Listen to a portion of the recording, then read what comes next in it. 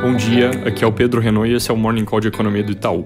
Começando pelos Estados Unidos, ontem o dado de inflação ao consumidor causou susto, com alta bem mais forte que o esperado, um núcleo que subiu 0,9% no mês, enquanto a expectativa era de 0,3%, mas com uma alta que foi muito concentrada em itens voláteis e que de alguma forma estão sendo afetados ou pela reabertura ou gargalos de oferta, como é o caso de passagens aéreas e veículos, respectivamente. Com esse choque, a inflação acelerou de 1,6% para 3% no ano contra ano, mas a leitura mais consensual e certamente a que o Fed vai dar para essa história é de que são ruídos normais do pós-pandemia, não é algo que indica de fato uma economia pegando fogo e dessa forma não muda muito as perspectivas de manutenção da política monetária como está por mais um tempo. De qualquer forma, o dado coloca sim mais evidência nos números de inflação e com isso o mercado vai ficar bastante de olho ao PPI, o índice de preço ao produtor, que sai hoje e deve vir mostrando um núcleo subindo 0,4% no mês, 4,3% no ano contra ano. Aqui no Brasil, o destaque do dia deve ficar para a pesquisa Datafolha, que saiu ontem à noite, mostrando o ex-presidente Lula à frente da disputa presidencial, com 41% dos votos na sondagem de primeiro turno, 18 pontos à frente do presidente Bolsonaro, que tem 23%. Entre outros nomes pesquisados, Ciro Gomes e Sérgio Moro têm 7%, Luciano Huck 6% e João Dória 4%. Nas simulações de segundo turno, o presidente Bolsonaro perde para Lula e Ciro e empata com João Dória. Lula também venceria Sérgio Moro e João Dória, essas foram as combinações que até o momento foram apresentadas.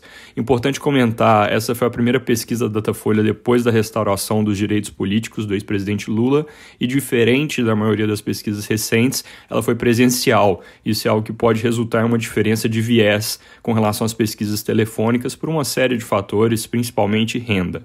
Como o cenário ainda está muito em aberto em termos de candidaturas, historicamente o mercado dá pouco peso a pesquisas que são feitas mais de um ano antes das eleições.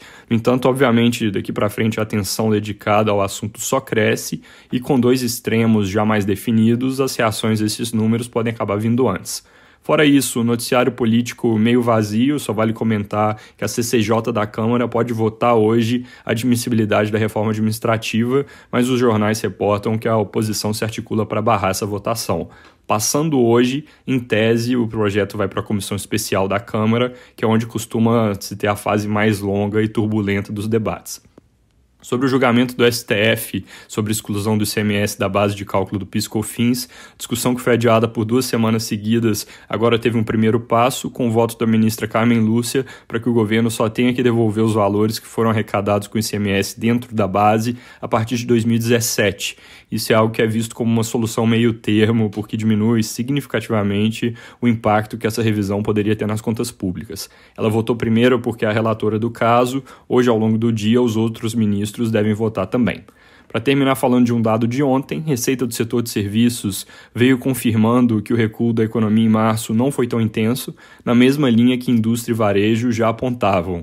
E aí com isso a nossa projeção para o primeiro trimestre do ano melhorou de 0,4% até pouco tempo atrás para 0,6% de crescimento. Isso significa, fazendo a conta, que se o resto do ano ficar completamente de lado com relação ao primeiro trimestre, o resultado final de crescimento do PIB vai ser 4,1%, é o que a gente chama de carrego estatístico, basicamente porque vai ser uma atividade de lado em um patamar muito mais alto que na média do ano passado.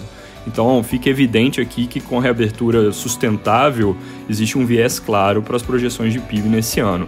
A gente, lembrando, está bem acima do consenso de mercado, com a projeção de 4%, mas se as coisas andarem bem, faz sentido pensar em números mais altos, caminhando para a casa dos 5%. É isso por hoje, bom dia!